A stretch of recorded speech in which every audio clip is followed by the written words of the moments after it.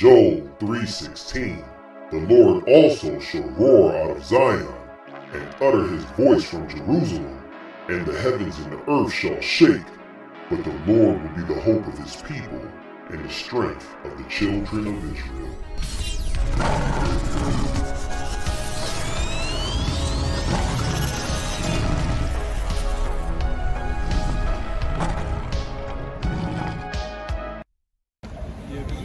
And a whole lot of people that I talk to, right, they don't want to hear that.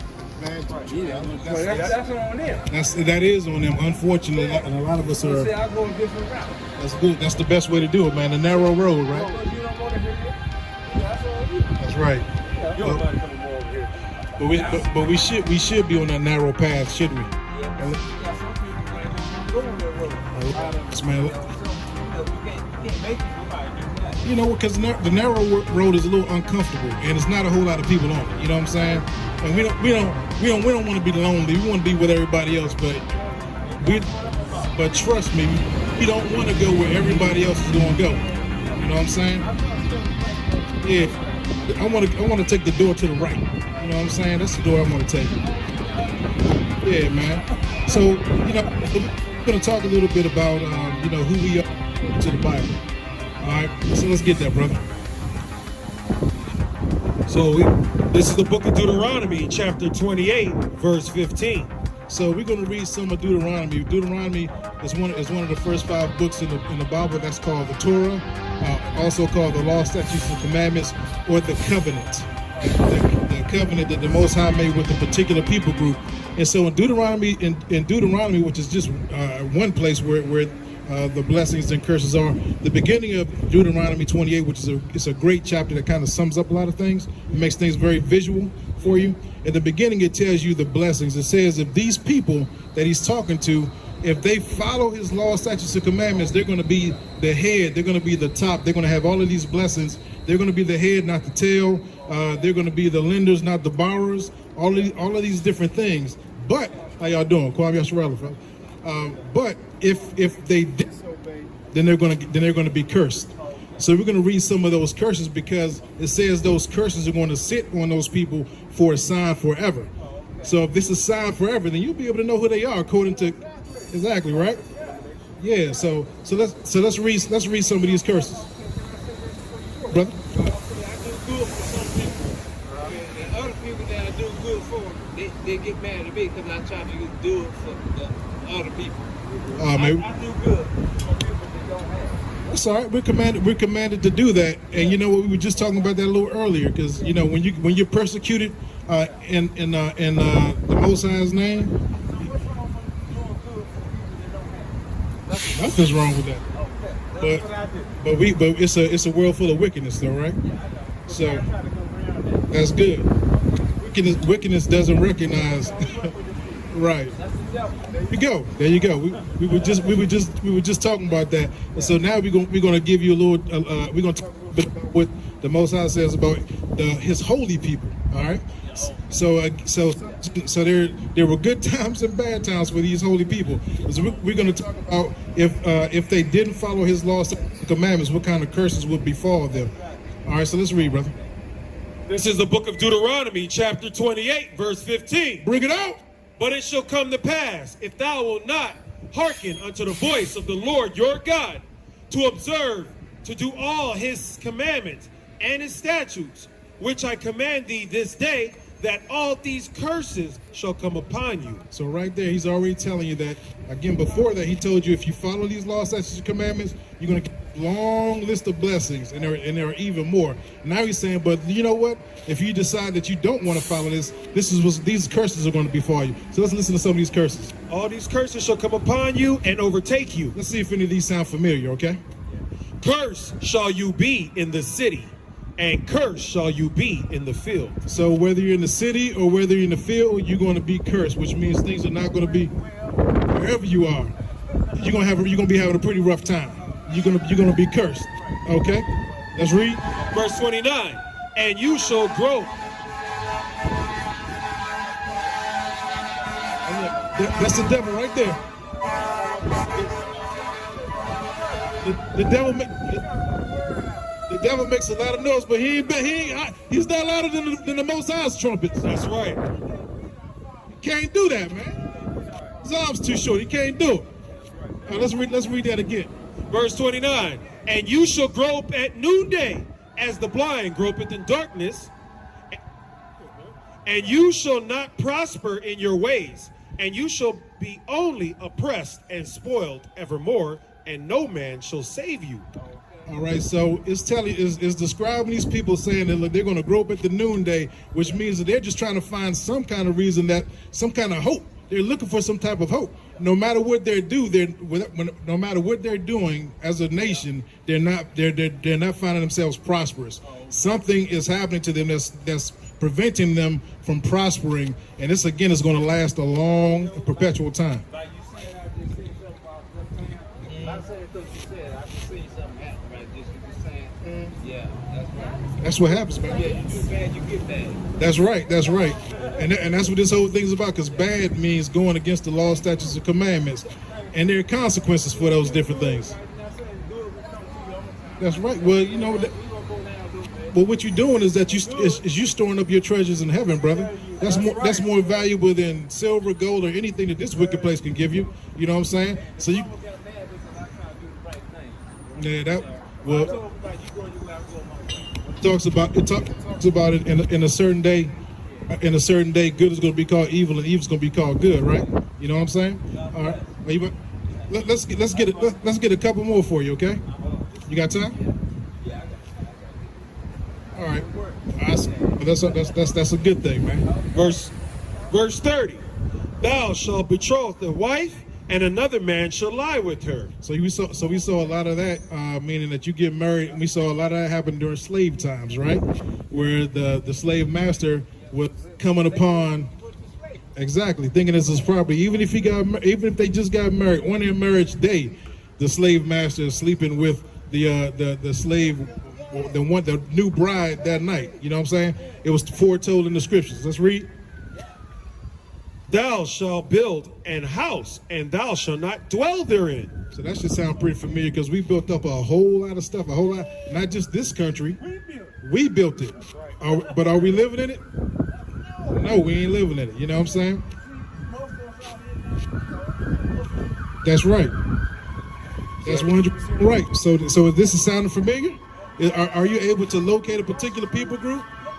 So the people that he's talking to are called the Hebrew Israelites. These are the descendants of Abraham, Isaac, and Jacob.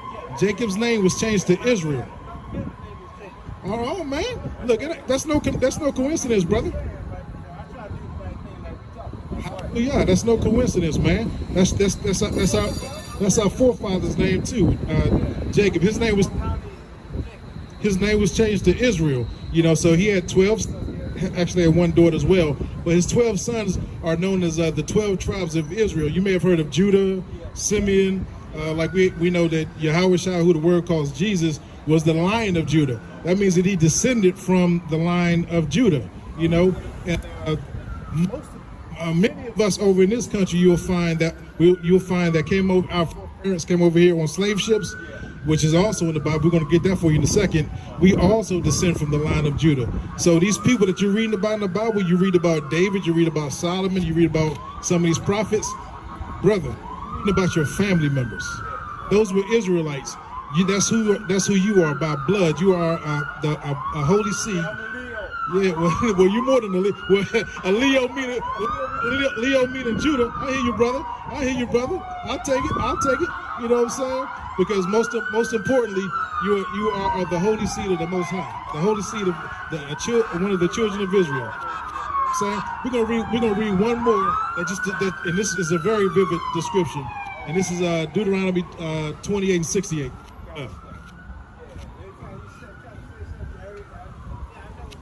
The enemy's in the way, man. You know he can't stop us, bro. That's right. You know. Look, he said the Most High told us to go and take the land that He's already prepared for us. You know what I'm saying?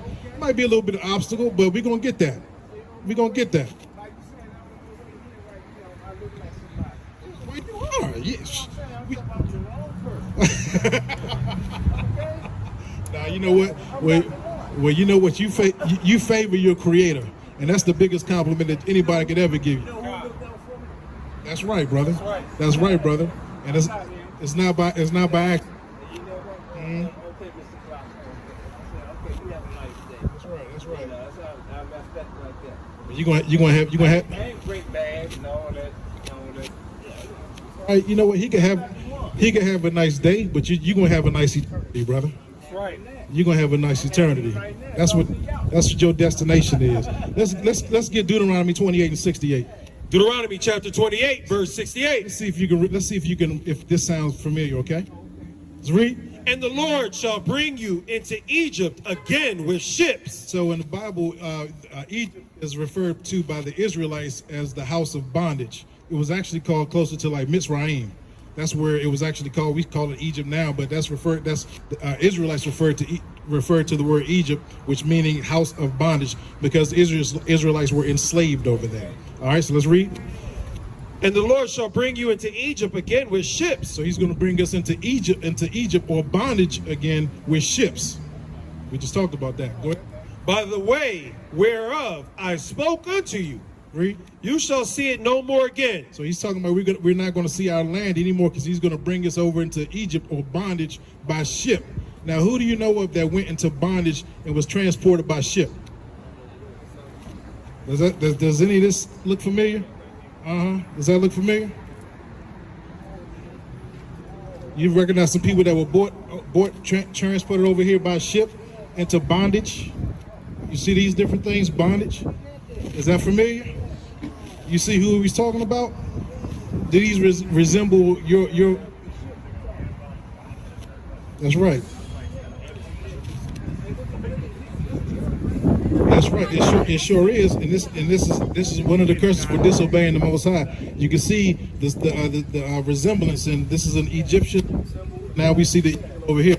So the United States is like a spiritual Egypt or a spiritual house of bondage, because that's where we came. Exactly.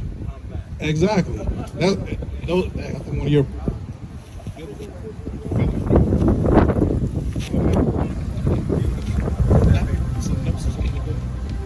Go ahead, sprint for that, bro. Yeah, something like that. All right, brother, but just understand that you're one of the children of the Most High. You are royalty, bro. Go ahead. Hallelujah. That's good stuff, man. He did, because he's gonna need you when our kingdom is being rebuilt for me. It's good that you know how to do these things, because you're gonna be telling your slaves which is what he promised you, how to build these different things. And you're gonna have a whole lot more so, real soon, bro. Trust me. And the Lord shall bring you into Egypt again with ships. By the way whereof I spoke unto you, you shall see it no more again. And there you shall be sold unto your enemies for bondmen and bondwomen, and no man shall redeem you. So that's just like we saw right there. When it says no man will redeem you, that means no man's going to be able to redeem you out of slavery. No one's going to get you out of slavery. The only way we're going to get out of slavery or captivity is when yahawah returns. So even though right now we don't have these fetters and chains on, we're chained mentally. That's the truth. However, but we're still in our land of our captivity, because we're not in our land. But our Yahweh, our King, is coming back. He's our holy redeemer. So he's redeeming. Oh yeah, well he's there right now, but soon he's gonna be here. Absolutely. Well, he's gonna wake some other people up, but it's not gonna be such a friendly wake-up call. You ever been woke? That's good stuff, man. We can mother people up with a strap, with some balls of fire, some other things. This is not going to be a pleasant wake up, but your wake up is going to be glorious, brother. And this is just one of those days. It's been a pleasure, my friend. All right, I'm gonna call you brother, because that's who you are. All right, one of the Israelites, chosen of the Most High. So absolutely, that's right. That's right, brother. So what nation are you from? What nation are you from? What's your, according to what we went over? You descended from a nation is your ethnicity, your bloodline. Remember, I told you that you descended from Abraham, Isaac, and Jacob. Israel. Absolutely, are, brother. Absolutely. So if you're an Israelite, your nation is Israel. So if you reading the that's all right. So when you reading the Bible, if you're reading the Bible, you're going to see Israel, because it's all about the most relationship with Israel, and that's you. It's not anybody else. That's all right. Hallelujah. Okay, I'm with that. And it's been a pleasure, brother.